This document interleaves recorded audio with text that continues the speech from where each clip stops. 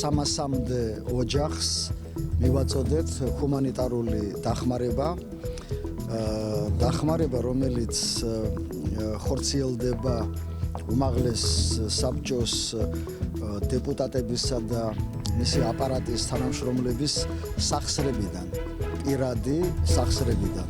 აი დღეს ჩვენ დავეხმარეთ 300-მდე ადამიანს და აქედან ძირითადად მე-11 სკოლის მოსწავლეებს 240-მდე ბავშვს, რომლებიც არიან სოციალურად დაუცველები.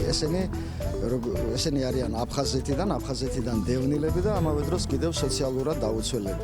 ეს უკვე მთელი წლის განმავლობაში, რაც პანდემია დაიწყო საქართველოში, ჩვენ ვახორციელებთ, გავაგრძელებთ ამას მომავალ წელსაც.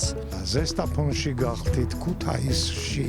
აი ეხლა აქ ზუგდიდში ვართ და ვფიქრობ, რომ ასეთი სიხარული ადამიანებისა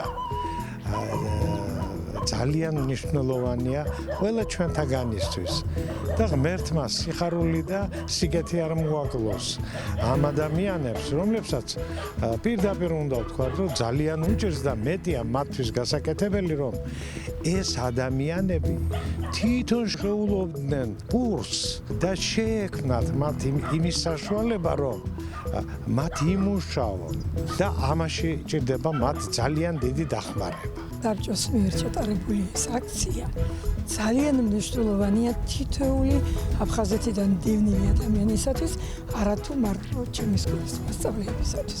მინდა დიდი მადლობა უთხრა ყველა იმ ადამიანს, ვინც თავისი წილი ჩადო ამ ძალიან კეთილშობილ საქმეში.